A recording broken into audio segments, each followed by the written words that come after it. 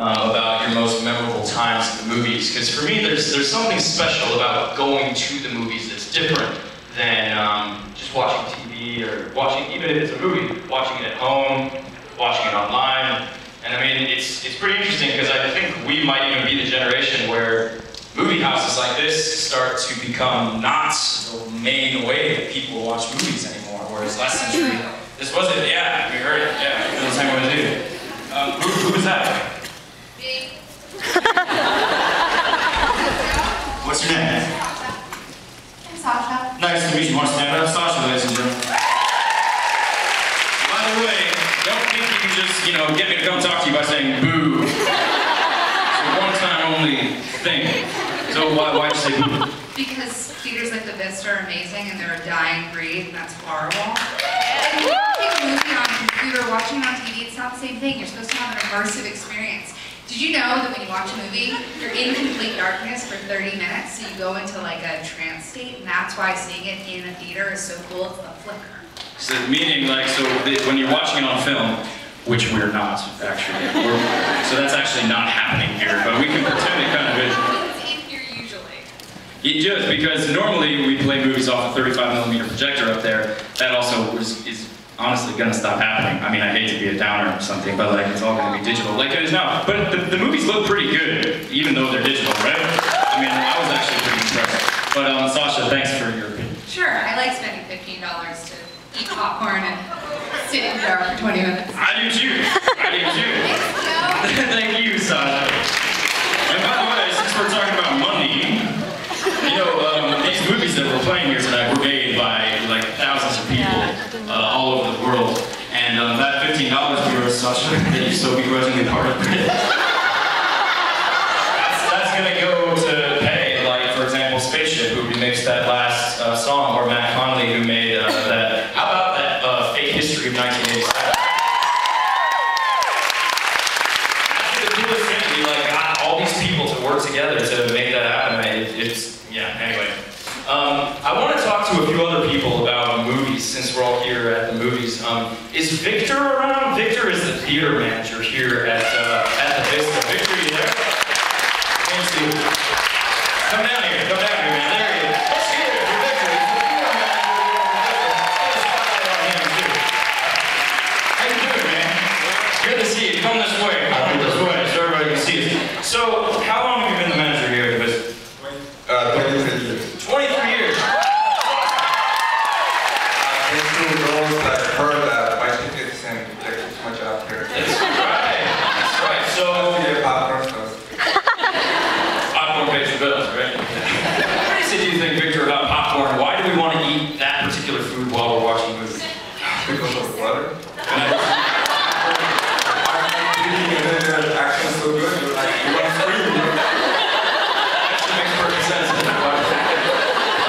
So, have there been a lot of changes in the movie theater in the last 23 years, then? Not as much as right now. There's a lot of change right now. Like what kind of change? Like the digital, because we're talking earlier, that it's actually people like me are losing their jobs because they're hiring other people to just press start. Right.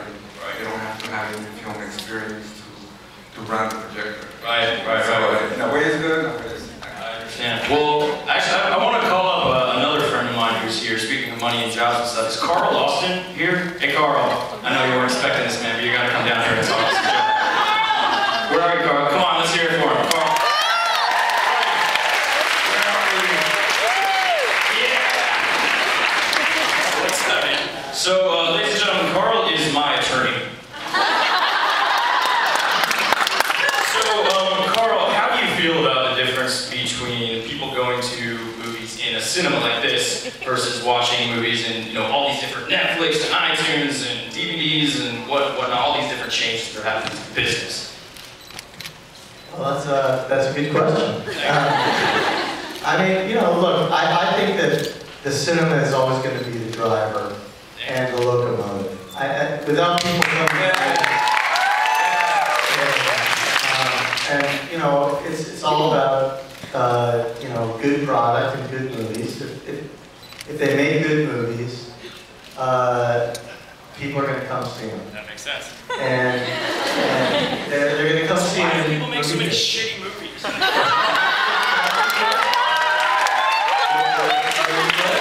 Why do you think, Victor? Usually it's about money, so if they don't have money, then... All right, well, I want to bring up one other guy. Let me see this. I want to bring up one other guy who makes movies. Is Spencer Susser around? Spencer, you're here, right? Where are you?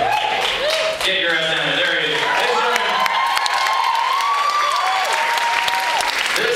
This is my good friend Spencer Susser. Let's get a spot on him, can we? What's that, bro? This guy wrote and directed a movie that I'm about to be in called Hesher.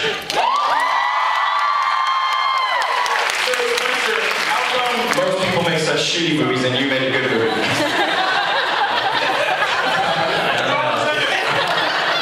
I was just uploading my hitRECord video. Oh, right. I was excited.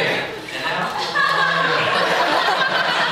Can you tell me like a memorable experience you had in the movies that you think might have like impacted you or made a difference in how you grew into a filmmaker as an artist? Let's see. Actually, it's funny because I remember, this is probably a silly story, but how old was I when I saw Teen Wolf? Maybe I was 11 or something, and I remember I saw the movie, and I left the theater. It was at the mall, and I stood at the edge of the, looking down at the rest of the mall, going, I might be a wolf. And I just wanted to be so bad. I loved it. I believed it. And he does look kind of like a wolf, doesn't he? I am Harry. Now I want to bring up there was a couple people that wrote some interesting stuff on Twitter about this. Can I have Gaga for McHugh? Who's Gaga for McHugh on Twitter? Where are you? Get down here. Also let's have maybe 77. Come on down here. You're the next contestant on Cinema. By the way, are we getting all this? Or are you guys making sure that you're like getting good close-ups of different people that we can use? All right, good. Make sure if you get something that's really good, we'll probably make some sort of documentary, re-cinema or something like that. If you get something really good, go back there and upload it so we can use it. All right. Can you remind me and everybody what it is you wrote on Twitter there as a memorable experience from the movies? I saw A Dirty Shame with live commentary by John Waters. What happened to mine? God damn it, Owen. Say it again. I saw A Dirty Shame with live commentary by John Waters. Wow. Wait, so he talked throughout the whole movie? Yeah, they had it on and he had a microphone in his front and he did comments. It had his own little spiel during the whole movie. It was really good. Is everybody, John Waters is so, do you think most people in the movie had seen it before that they were listening to the comment? Definitely a lot of John Waters fans there. Yeah. So this is to me, for hitRECord anyway, and I guess every filmmaker's gonna have to figure it out kind of in their own different, unique way, but having a live experience like this where I can be here with you guys while we're showing the things that I've made and that I think a lot of you would probably contribute to a lot of these projects and yeah, right? And having this to me is kind of part of how the cinema still matters because you can't do this at home. You can't have 500 people at your house unless Carl. That's right. Are we all going to Carl's house after this?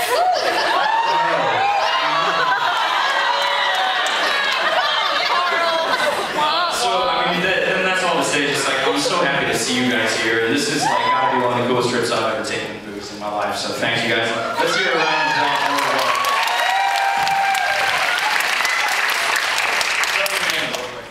Let's extra applause for Jill. Alright. Thanks you guys. Thanks everybody. I'll see you guys later. I'll see you guys after the show.